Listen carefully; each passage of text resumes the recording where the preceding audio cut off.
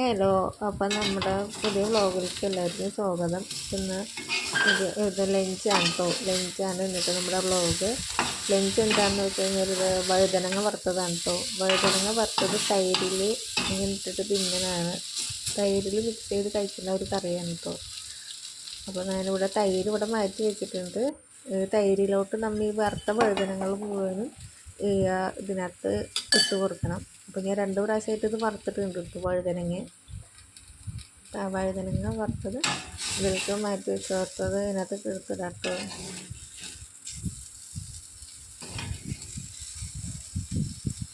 ഓരോന്നായിട്ട് നമുക്ക് തൈരിലോട്ട് ഇങ്ങനെ ആഡ് ചെയ്ത് കൊടുക്കാം.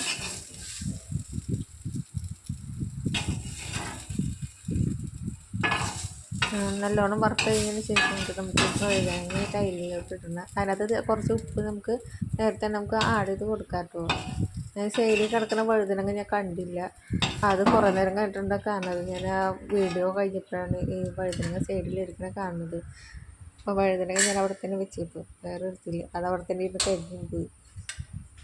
അപ്പോൾ അടുത്തത് നമുക്ക് വെളിച്ചെണ്ണ ഒഴിച്ച് കടുക് പൊട്ടിക്കാൻ നോക്കാം കേട്ടോ. നമുക്ക് വറ്റൽമുളകൊക്കെ ഇട്ട് വഴറ്റിയെടുക്കാനുള്ളതാണ്. അപ്പോൾ നമുക്ക് വെളിച്ചെണ്ണ ഒഴിച്ച് ഒന്ന് കടുകൊന്ന് പൊട്ടിച്ച് കൊടുക്കാം കേട്ടോ.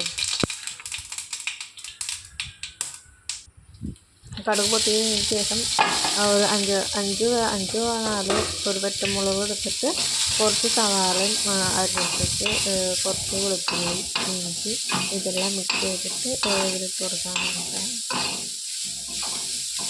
നല്ലപോലെ വഴറ്റി കൊടുക്കാം. ഇതൊരു ഉപ്പ് വേണം നമുക്ക് ആഡ് ചെയ്ത് കൊടുക്കാം. തൈരിൽ കുറച്ച് ആഡ് ചെയ്തതിന് ശേഷം നമുക്ക് ഇത് വഴറ്റുമ്പോഴും കുറച്ച് ഉപ്പിട്ട് കൊടുക്കാം. കാരണം ഇതിലും കുറച്ച് ഉപ്പ് വേണമല്ലോ. ഭയങ്കരമായിട്ട് ഉപ്പ് ഇടാൻ പാടില്ല, ഒരളവിനനുസരിച്ച് നമുക്ക് ഉപ്പിടാൻ പാടില്ല. തൈരിൽ ഒരു ചെറിയൊരു ടീസ്പൂൺ ഉപ്പിടാൻ പാടുള്ളൂ. ഇതിലും ചെറിയ ടീസ്പൂൺ ഉപ്പിടുന്നു. എന്നാലും നമുക്ക് മസാലയ്ക്ക് അനുസരിച്ച് ഉപ്പ് പിടിക്കുള്ളൂ. ഇതൊക്കെ നമുക്ക് തൈരിലോട്ട് ആഡ് ചെയ്ത് കൊടുക്കാം കേട്ടോ.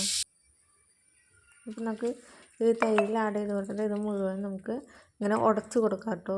എല്ലാം ഇങ്ങനെ ഈ വഴുതനങ്ങയും ചുവന്ന മുളകുണ്ടല്ലോ, ഈ മുളക് മുഴുവൻ നമുക്ക് അങ്ങനെ കൈ കൊണ്ട് ഉടച്ച് കൊടുക്കാം.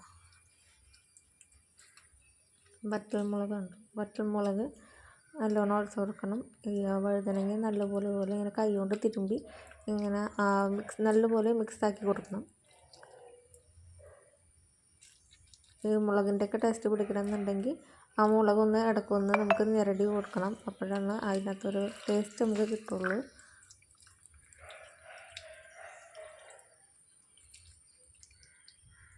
ഈ കറി ഉണ്ടെങ്കിൽ നമുക്ക് വേറെ കറിയൊന്നും ആവശ്യമില്ല കേട്ടോ.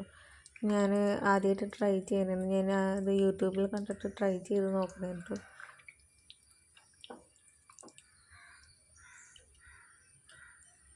അപ്പോൾ 1 മണിയാവാറായി. അപ്പോൾ നമുക്ക് വേഗം ചോറൊക്കെ തിന്നണം. അടുത്തത് കുറച്ച് പപ്പടം വറുക്കണം. പപ്പടം വറുത്തിട്ട് നമുക്ക് വേഗം പോയി ചോറ് തിന്ന് സമയം കുറേ എനിക്ക് വിശന്നിട്ട് കഴിഞ്ഞാൽ. അപ്പോൾ വേഗം പോയി ചോറ് തിന്നണം. അപ്പോൾ എനിക്ക് മാത്രമുള്ള പപ്പടം മാത്രമായിട്ട് ഞാൻ വറുക്കണം. ഇവിടെ ഞാൻ മാത്രമേ ഉള്ളൂ. ഇപ്പോൾ ചേട്ടൻ ഇപ്പോൾ വീട്ടിലേക്ക് പോയി കഴിഞ്ഞാൽ ഞാൻ മാത്രമേ ഉള്ളൂ.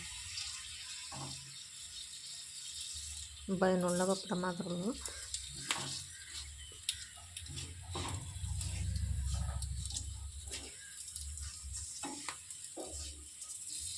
നമുക്ക് ചോറ് കൂട്ടി തിന്നാട്ടോ.